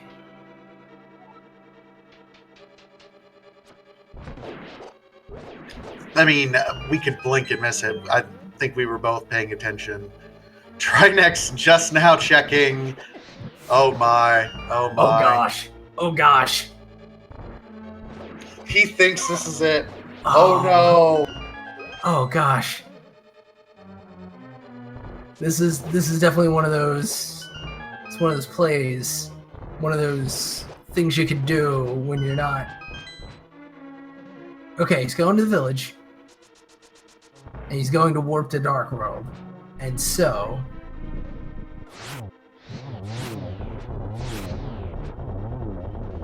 he's doing Smiths.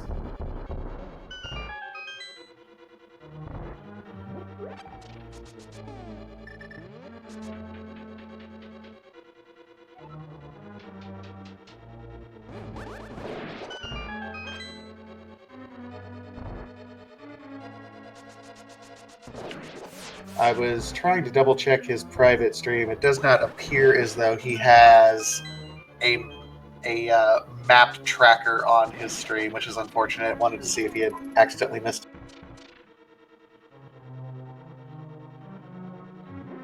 So he'll be going for these hammer pegs, the Smiths, and then once he gets the Smiths done, he'll be popping back over to Eastern Palace to get this thing circling. Meanwhile, Rune, gonna double check this pedestal. Well, not double, it hadn't been here yet, but you wouldn't want to find out Too late, they had that much more work to do. Meanwhile, Zelga nearly finished with the climb now, plenty of keys in hand. Got nothing to open any more chests for. Sandkick gonna make the same check that we just saw Trinex make. They're looking for their dip to Misery Mire. Trinex feeling the relief, going, oh, thank goodness.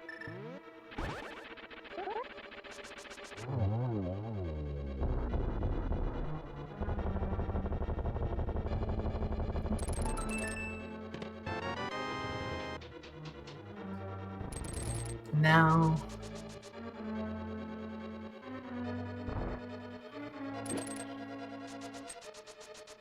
Alright, so Zell is on his way to the Aga 2 fight. I'm going to see how quickly this can get done.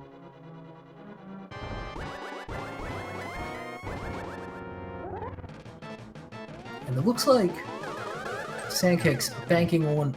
Ooh, nice triple.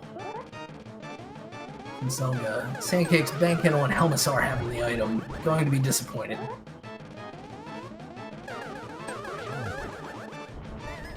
Yeah.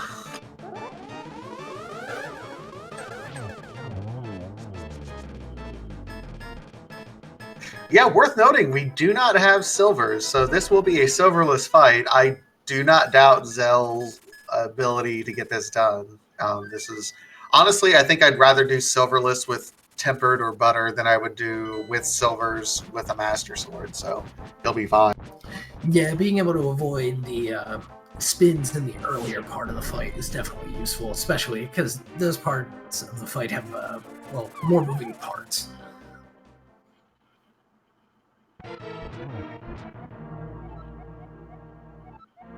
But it will be interesting to see the hint of where they were.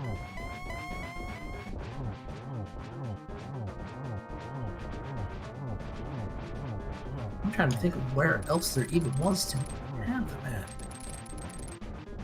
Yeah, we've checked a lot of places at this point in time. I think the shovel... Billy thinking Ganon's Tower. If we see it as Light World, we'll all just agree implicitly it must have been shovel. Query for you, Abby. Yeah. Am I allowed to cackle maniacally if we do see it's in Light World? You sure? Sweet. I was probably gonna giggle. Oh. Zelga waiting patiently through the many Ganon warps. As Trinex has taken down the Ormus Knights at Eastern and will be making their way up to the Ganon's Tower next.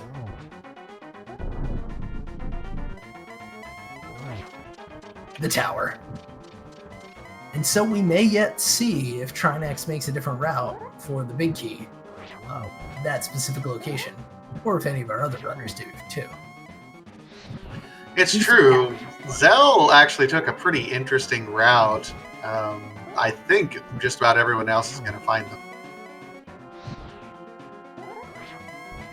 Yeah, and I've heard, understanding what his whole route was now too, I've heard that described as like a, apparently it's in the meta right now, and because of its very high chest per minute.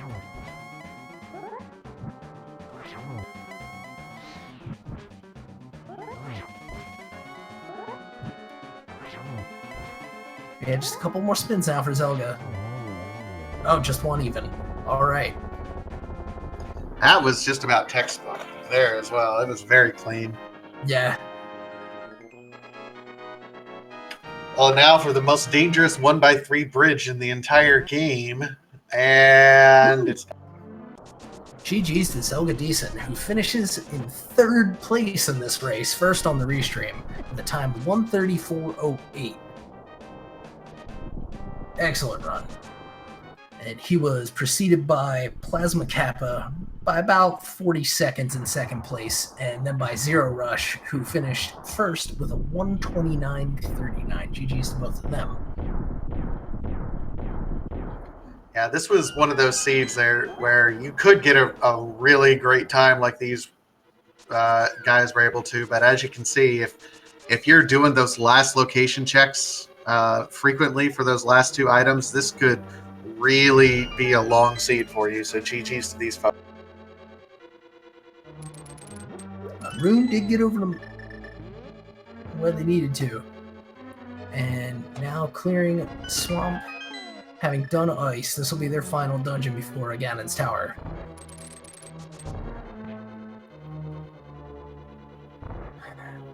Sandkicks, meanwhile, I guess gonna take that ice rod through Turtle Rock, and that'll be beneficial. In the meantime, we are joined by Zelgadesian. GG, sir. Hey, GG's, thank you. GG, great run.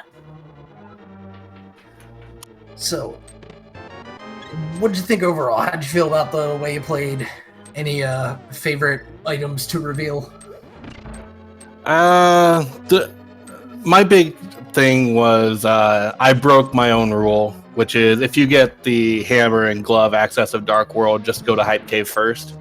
If I had done that, I would have had mitts. I would have got the bow before I ever would have entered Thieves Town, and then that means I probably wouldn't have even done all of Thieves Town. So then I would have had the Ice Rod before Turtle Rock. It all just goes back to my Dark World access. But I still might have missed the flippers for forever, so who knows? Yeah, being stuck in mire like that, it was, you got the mitts while you had the flute already, so it's one of those, like, 1-2 punches that make sense, and then having the medallion and all, but it's still mire. Like, there's still such a walk to get to anywhere good in there. But altogether, I mean, 134 on the seed, 3rd place in the race overall. Really solid run. Thanks. I feel like my execution was pretty good. Made some decent decisions overall. But I mean, by the end, literally my only option besides Meyer was do Aga to get the shovel. So right, and what a dangling piece of fruit that was. Yeah. I think one of my biggest things that helped me this time was that I stayed out of Ice Palace until it was in Logic, which meant I was able to actually go mode it since flippers were go mode. So that felt pretty good at least. Yeah, always nice to see flippers come up for go mode when you've got those crystals, because like you said, just kind of locks it out. And then getting those two for your final two, we were remarking on the commentary, it's like basically just walk to boss, get crystal, okay, bye. So really nice finish there. How much did that shovel sitting up on the lumberjack ledge really play with you throughout the whole thing? Because I know, the last couple checks in Misery Mire, were you sweating it out, or what was your mindset going? I was legitimately starting to wonder.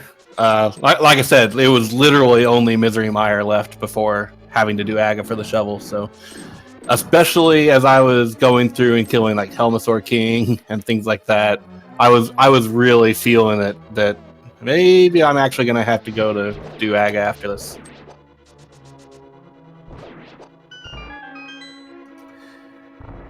Yeah, it could have been. And silver. Wait. What? Oh wait, no, it says silver razors for the pedestal. Never mind. I got real confused because we read it earlier. But anywho. Yeah, altogether, you mentioned your execution, and I think chat will agree. It was quite the show. Getting Gold Sword just 20 minutes in.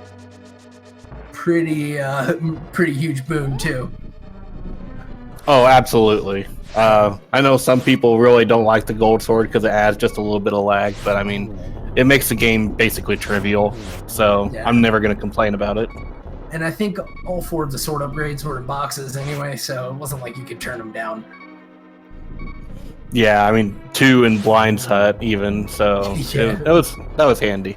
Yeah, that information early with the added shovel on Aghanim had chat just buzzing, and I think everyone's just a tiny bit suspicious.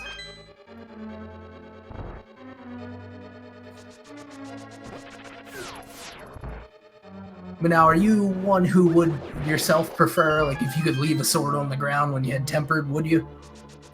It would depend on the placement. Like, if it's somewhere like the Zora ledge, I'm probably not going to go out of my way for it. But right, yeah, the extra time.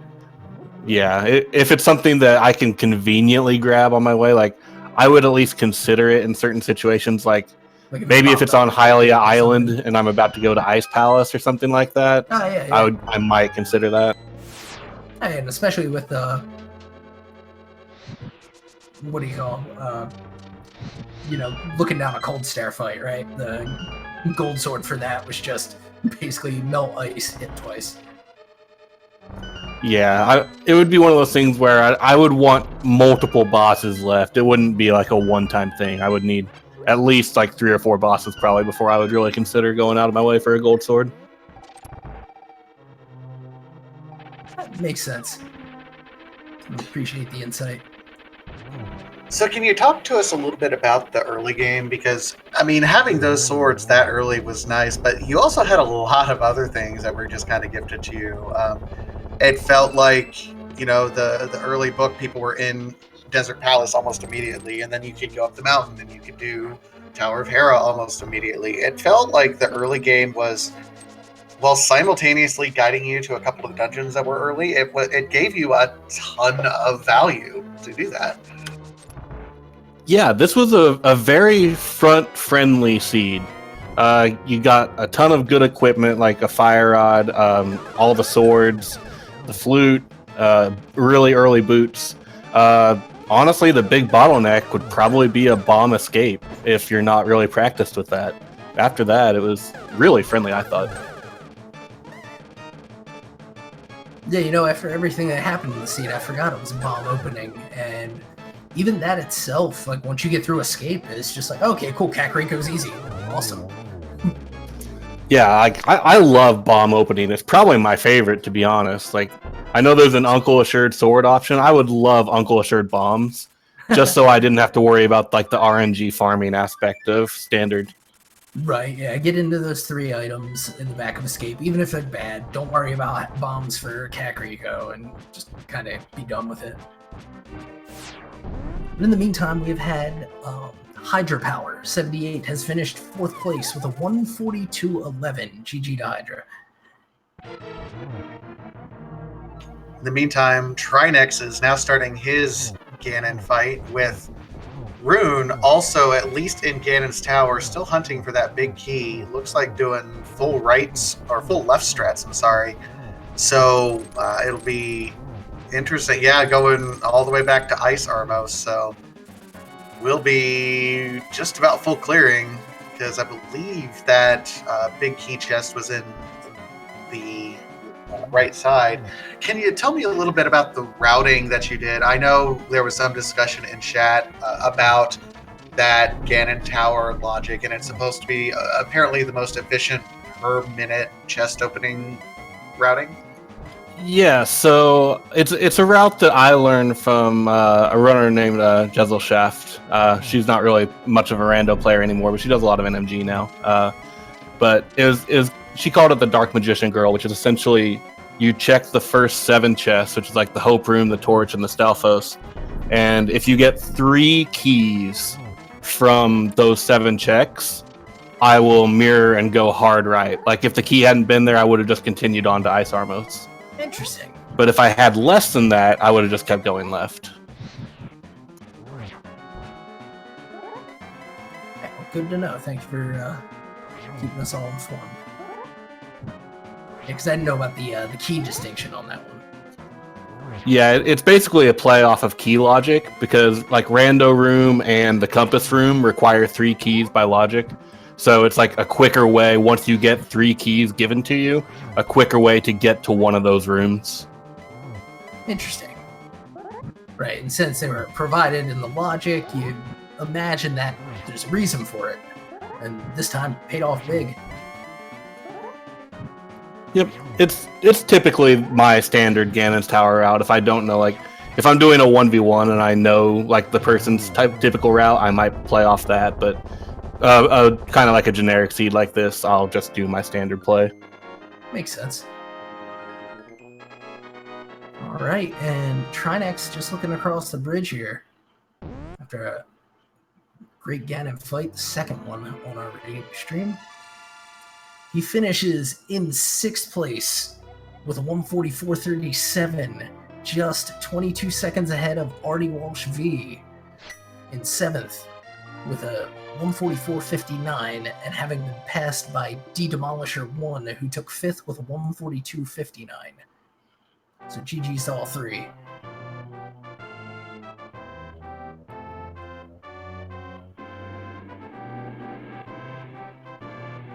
So Rune looks like did end up finding the silvers. I didn't catch exactly where those silvers were, but at least someone will have silvers for Ganon. Yeah, I think they were in the what we call the random room.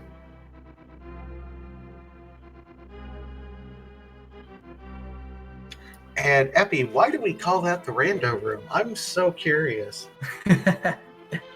Well, first let me tell you, Dragon Shrek 1988 has finished in 8th place with a 146.05 in GG's. We call it the rando room because it's a room that normally only has, I think it's like bomb, arrow, and rupees in it, in those chests. And so there's no reason to go in even the vanilla game, let alone a speed run. But because there's treasure chests in there, naturally it can hold very interesting things like extra swords, the way it used to constantly, or the Ganon's Tower Big Key, more pertinent to a usual run. Zelda, you've been playing this game for a long time. Do you remember the good old days where Ganon's Tower was just packed with swords? Oh yeah, man, those were fun. Like I think it was like V23 or something like that. You knew you were gonna get minimum 2 swords in Ganon's Tower, probably 3. Yeah. So fun, like forced fighter sword trinix. And I remember there was one seed that had the fire rod past Moldorm 2 and forced you to do fighter sword, hammer, cold stare. That was one of my first experiences with that, and it was good times. Awesome. Yeah, Rune making good use of the silver arrows on the Ganon climb now. As I say, the Stalfos not cooperating with their movement patterns.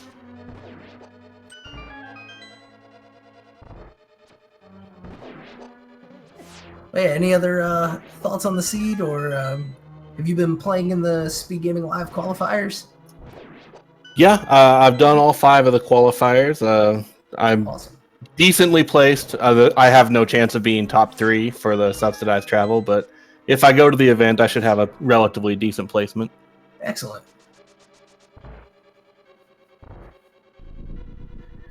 Yeah, and it's fierce competition for those placements. I've cash prize on the line, and it's so just getting those quals in and getting the good placement, I think, helps out a lot.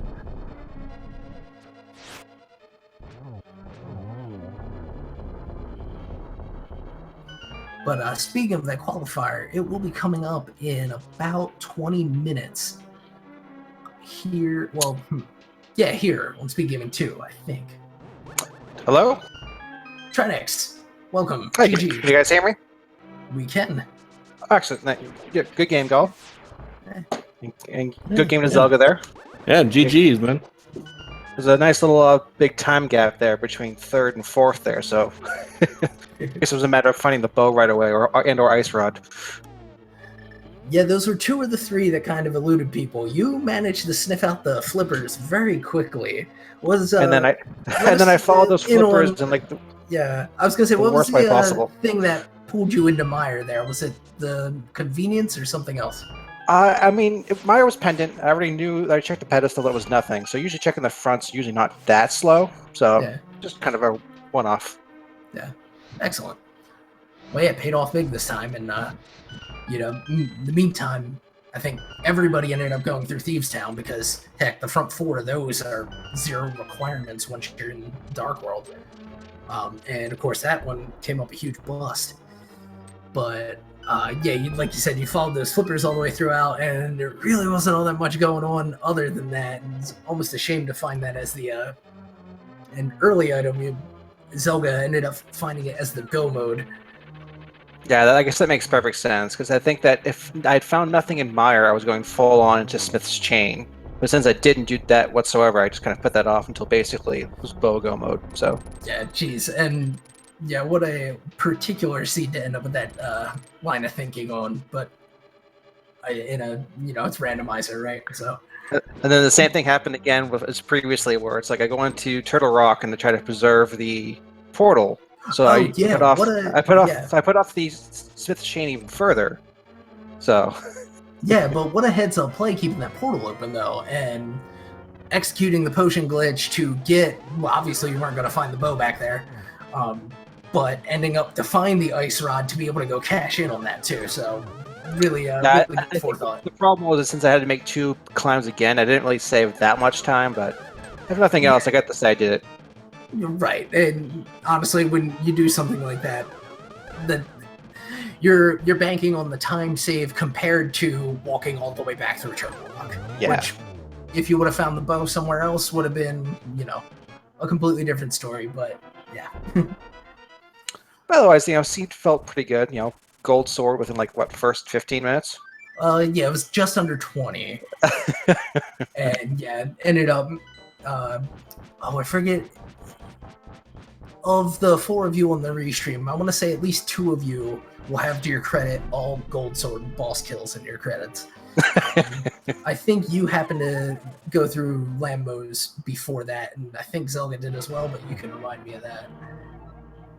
Yeah, I did Agina after Lambos. Yeah, usually reading it after Lambo, it works out a lot better. Right, because obviously you don't normally want to walk out of there.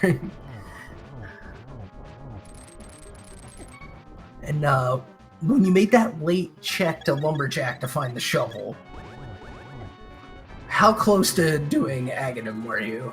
I'd say that at that point in time, all I had left was the Smith's chain. So at that point, I was basically going to complete that first. Except I still have I didn't check the bumper ledge, so actually I kind of completely forgot about that. But yeah, if after purple chest it was nothing, it was basically a YOLO Aga. So yeah, I think it was pretty much all was left at that point. But yeah.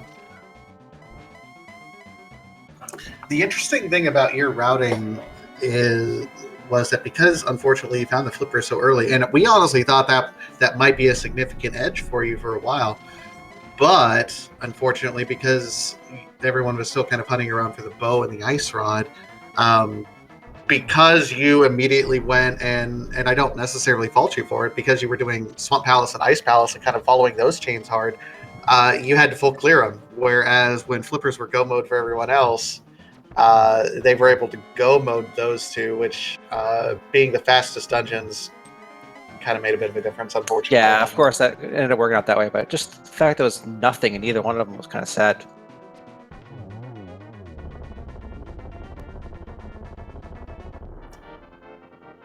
Yeah, tough break on that one. But we see Runespism finish their Ganon fight with those silver arrows. Just need to get across that bridge. I assume those were on right side somewhere. Left side. Right, yeah, correct. That's what I meant to say. I know my sides, really. Yeah. It's all good. Yep, finished in 11th place. Yeah, at 152.52. Couple other finishers. Gamer Bob in 9th at 147.49, and Nakanashi in 10th at 151.08. So GG's to everyone. All right, if you're gonna pull them in, I'll basically head off here. But Zelga, it was a good game. And Yeah, thanks for joining GG, the thank you. tracks. And thank you all for this restream, and thanks for all the work you guys do. Yeah, sure thing. There we go. Good luck in your next race.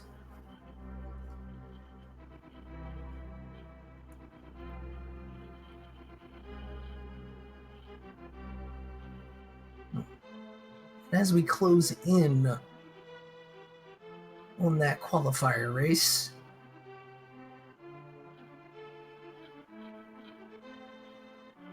okay, Runespism has entered the Discord, so will be joining us for the interview. Excellent.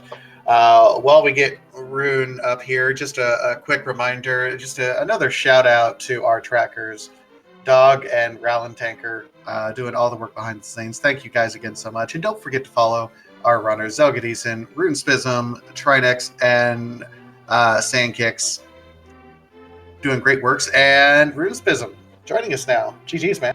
Hello, good game. Yeah, GG.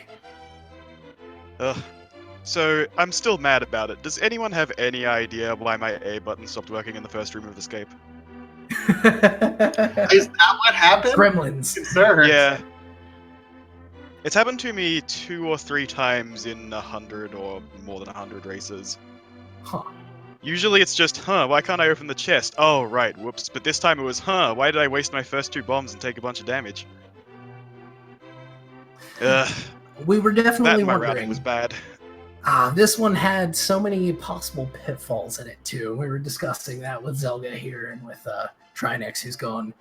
But just the front load of swords, getting the Dark World access, and then it was the ice rod, the bow, and the flippers. It seemed were just the trifecta of sticking points. Catching those in a particular order made this go very quickly, and catching them in just the wrong order would have you do things like full clear Ice Palace, where interestingly you kind of just blew right through that and just left it be, which ended up paying off. Right. Yeah, after I found 2 items, I figured, well, the third probably isn't worth it now. And then later on, when it was the flippers that got me, I was like, well, at least there's one place I know it isn't. I was gonna ask, was those early struggles in the escape sequence, did that kind of force you to decide to take some of those gambles, like abandoning a single item in a dungeon, or is that just your normal playstyle? No, I definitely abandoned more items than I normally would. I felt like I was 2 minutes behind the entire race. And then a bit more when I couldn't find the flippers. And that's, fair valuation for that. Better to know it was from a technical problem than one of technique. Well, my routing wasn't great either, but yeah, it was mainly because of desperation rather than just choosing to gamble all the time. Like, there were definitely some... Oh, right, I forgot to check pedestal. That's the big one I remember. Yeah. But there were other points where I left an item behind, and I went, oh, whoops, I didn't intentionally mean to do that, but I guess we'll have to roll with it. Like Spike Cave as well. I left that behind. Yeah, some one-off checks like that can escape sometimes. Yeah. But yeah, and obviously, having finished the seed, there was nothing good there. You did make a lumberjack check at some point. I did. And how much on your mind was that shovel as you tracked down your last item? Honestly, it only briefly flashed into my mind every now and again. Like, when I saw that the witches had nothing and got annoyed at it, I was like, oh, great, so it has to be in Maya. I didn't even remember the shovel at that point. Well, I guess it's better you didn't. And, playing the odds 2-1 ended up paying off for the flippers. I almost wish that the shovel did get the flippers, because then, like, everyone would have 100%ed the seed instead of just me. It's true, when that sort of thing happens, it does tend to level the playing field. Unless somebody, of course, goes just wild and gambles on it, but I don't know if anybody will admit to it for this one.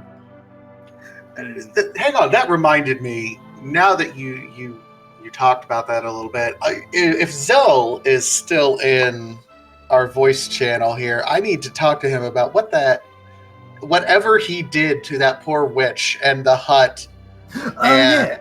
Oh yeah. So that's just I don't even know what I would call it. But I learned that from the OK guy. Basically, if you just put a bomb over the top of the witch and then powder it, and then open the menu while the powder is actually on screen, you get whatever just happened. Awesome. I might have to good old VRAM corruption.